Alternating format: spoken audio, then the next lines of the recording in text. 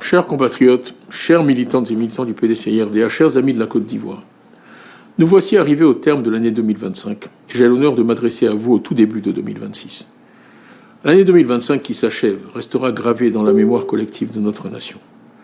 Ce fut une année électorale qui s'était ouverte sous les meilleurs auspices, alimentant de légitimes attentes de renouveau démocratique, social et économique pour la Côte d'Ivoire. Le PDCI-RDA portait alors cet espoir. L'adhésion populaire, l'enthousiasme et l'élan suscités par notre parti, en particulier auprès de la jeunesse, étaient visibles et palpables dans tous nos meetings et dans toutes nos réunions publiques. L'élection présidentielle du 25 octobre 2025 aurait donc dû être l'occasion pour les Ivoiriens et particulièrement pour les plus jeunes d'entre nous d'exprimer librement leur choix dans le respect des principes démocratiques afin de se doter de dirigeants répondant à leurs aspirations profondes. La paix, la liberté, la justice et l'épanouissement individuel et collectif. Malheureusement, et nous le savons, les choses se sont déroulées autrement. Notre pays a été plongé dans un climat marqué par un processus électoral non conforme à la loi et la multiplication des procédures judiciaires pour écarter de la compétition présidentielle les principaux leaders de l'opposition. Nous avons assisté à un recul de la démocratie, à la restriction des libertés publiques et à des atteintes sérieuses aux droits fondamentaux des citoyens. C'est dans une atmosphère tendue que les élections présidentielles puis législatives se sont déroulées.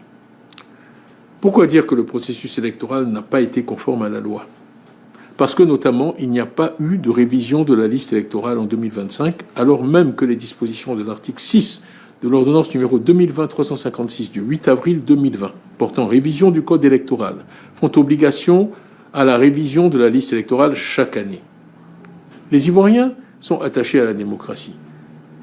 Un sondage crédible récent, indépendant, montrait que parmi 10 pays africains interrogés, c'est en Côte d'Ivoire que le désir de vote était le plus fort. On a d'ailleurs pu le mesurer lors de la RLE 2024, qui a vu plus de 900 000 Ivoiriens participer à l'opération.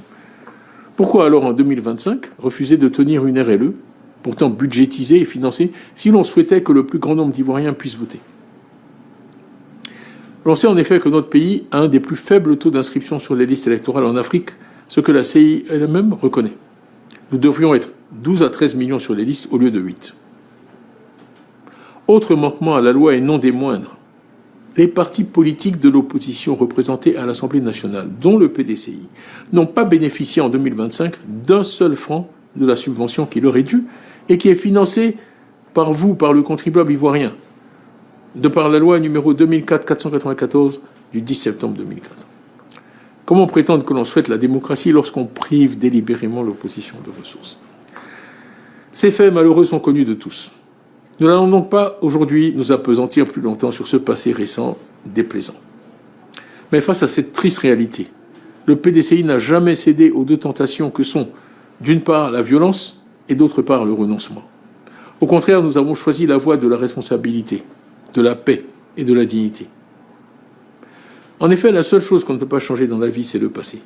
En revanche, on peut et on doit toujours changer l'avenir.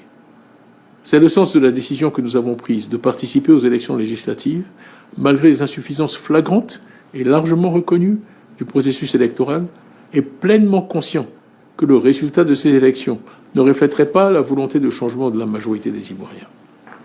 Mais nous sommes des démocrates et nous ne croyons pas au boycott. Ainsi, nous n'avons pas boycotté l'élection présidentielle. Nous avions un candidat qui a été éliminé. Ne pas participer aux élections législatives aurait été prendre le risque de plonger le pays dans le chaos, celui de rendre le pays ingouvernable. Chers militantes et militants, je vous remercie d'avoir compris le sens de cette décision, difficile et douloureuse, mais porteuse d'espoir pour notre pays, j'y reviendrai. Nous prenons donc acte des résultats obtenus aux élections législatives dans les conditions que nous savons.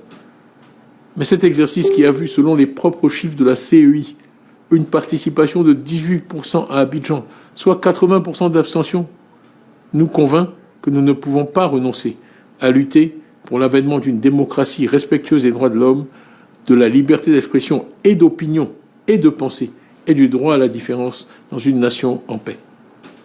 Je voudrais m'incliner devant la mémoire de nos compatriotes qui ont perdu la vie, exprimer ma compassion aux familles endeuillées et mon soutien fraternel aux blessés. Je pense également à nos prisonniers détenus pour leurs opinions, parmi eux des anonymes, mais aussi des responsables politiques connus, dont l'honorable Brédoumi Soumaïla Traoré, porte-parole du PDCI-RDA, et Yahou Innocent, président de la jeunesse du parti, tous deux élus récemment députés alors qu'ils demeurent privés de liberté. Leur élection par le peuple alors qu'ils sont en prison est un message clair sans ambiguïté. Le PDCI-RDA réaffirme ici solennellement son exigence qu'ils soient libérés. C'est à eux, ainsi qu'à tous les prisonniers politiques de Côte d'Ivoire, que nous dédions le prix Bush-Thatcher de la liberté qui a été décerné à notre parti, le PDCI, le 4 décembre 2025 à Washington par l'International Democracy Union.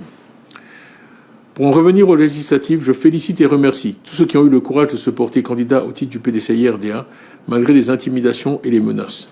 Nos 163 héros et héroïnes. Je félicite tous les candidats élus sous la bannière du PDCI. Ils sont de véritables combattants de la liberté, combattants pacifiques. Ils vont pouvoir servir notre grand parti et la Côte d'Ivoire au sein du groupe parlementaire PDCI-RDA qui sera constitué. Avec nos élus, nous représentons la force principale et unique de l'opposition au sein de l'hémicycle. Et je mesure la responsabilité qui est la nôtre de ce fait face à la nation et face à l'avenir.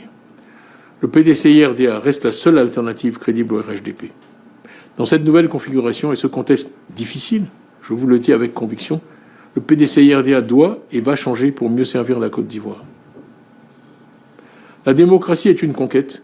Tous les peuples qui ont le privilège de vivre dans des démocraties réelles, respectueuses des droits fondamentaux, respectueuses de la personne humaine, ont dû mener de longs combats pour arriver à ce résultat. C'est dans ce combat que nous sommes engagés, et c'est ce combat que nous menons pacifiquement, comme les grandes manifestations des 14 juin et 9 août 2025 l'ont bien montré. Militantes et militants du PDCI-RDA, mes chers compatriotes, l'année 2026 sera importante. Le cycle électoral étant arrivé à son terme, nous lançons une restructuration de notre parti. Une restructuration avec pour objectif une meilleure écoute de la base et de ses aspirations profondes. Un PDCI-RDA qui écoute davantage ses militants, qui renforce son organisation et qui se prépare avec méthode et discipline aux échéances futures. Le parti accordera une attention toute particulière à sa jeunesse, engagée et déterminée, qui a pris part aux côtés des femmes au combat politique que nous menons pacifiquement et avec courage. À cet effet, j'ai d'ores et déjà instruit formellement le secrétaire exécutif du parti de me soumettre dans les meilleurs délais des propositions concrètes d'action et de réforme permettant l'avènement d'un PDCI-RDA renouvelé, plus fort, plus uni et plus crédible. L'histoire nous enseigne que ce sont les choix que font les jeunes qui ont le plus d'impact sur notre avenir commun. En Afrique, Cheikh Anta Diop écrit dans son ouvrage célèbre Nation nègre et culture, alors qu'il était âgé seulement d'une trentaine d'années. Évariste Galois, le grand mathématicien, écrit la théorie des groupes à la base des mathématiques modernes, la veille de sa mort à 20 ans. Les meilleures idées, les meilleures innovations nous viendront des jeunes, il faut les écouter. Ce sont d'ailleurs eux qui, depuis fin 2023, ont adhéré en masse à notre parti. Nous allons les écouter, les encadrer et libérer leur génie créateur. Il en sera de même pour les femmes, intrépides combattantes du parti. Militantes et militants, en avril 2026, nous célébrerons 80 ans d'existence et de résilience du PDCI, ce patrimoine politique majeur de la Côte d'Ivoire et de l'Afrique, héritier de la vision humaniste du président Félix Houphouët-Boigny, paix à son âme.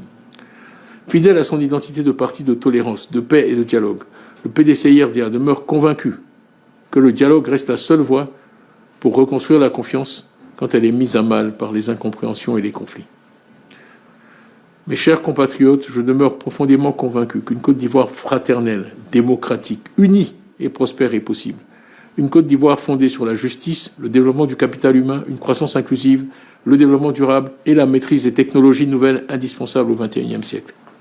À l'aube de cette nouvelle année, je forme pour chacune et chacun de vous des vœux sincères de santé avant tout, de paix, de bonheur et de prospérité. Je souhaite que notre beau pays retrouve le chemin du dialogue et de la réconciliation et que la démocratie devienne une réalité vécue par tous. Que la paix habite nos cœurs. Bonne et heureuse année 2026 à toutes et à tous. Et que Dieu bénisse la Côte d'Ivoire.